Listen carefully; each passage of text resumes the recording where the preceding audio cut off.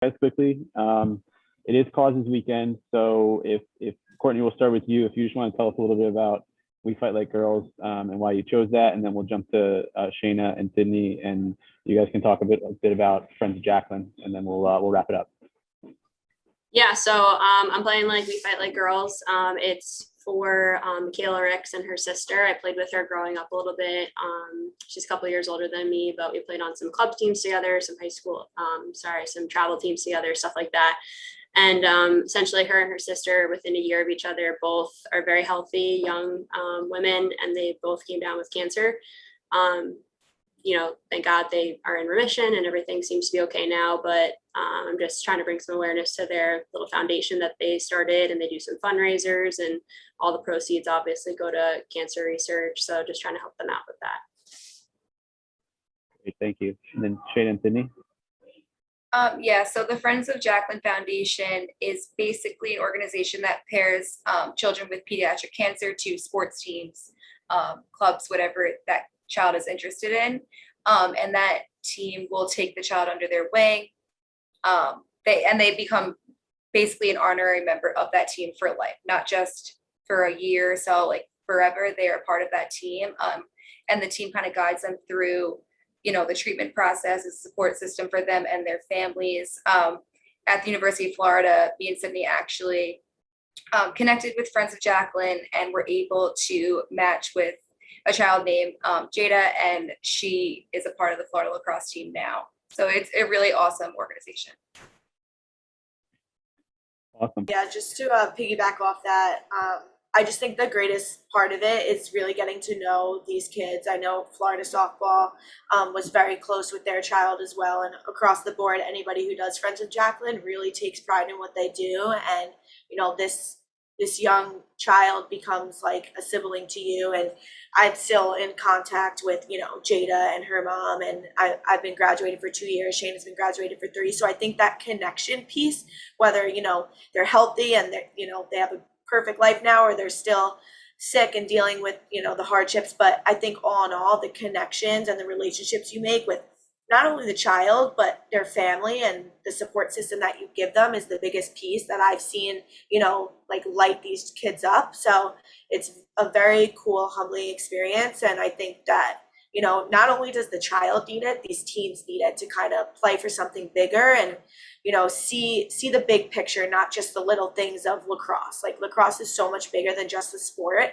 and I think that we need to advocate and grow the game and grow the athletes and what they can do off the field to as cliche as it sounds, make the world a better place. So the connections that we've created are go for a lifetime.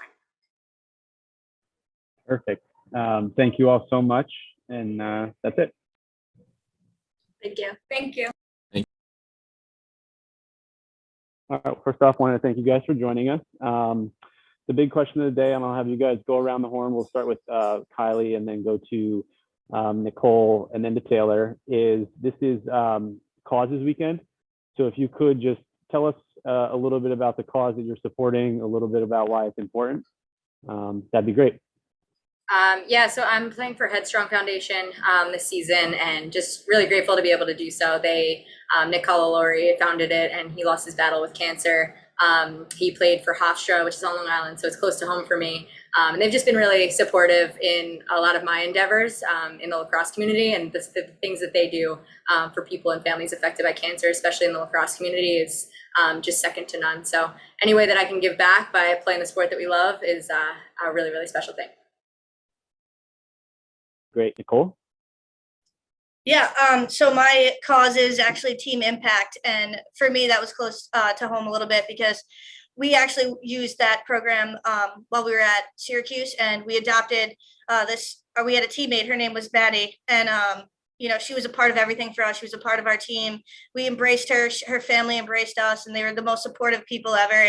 And basically what we had was she has cerebral palsy. And she would come to all of our games and a couple of our practices, and her whole family would be there.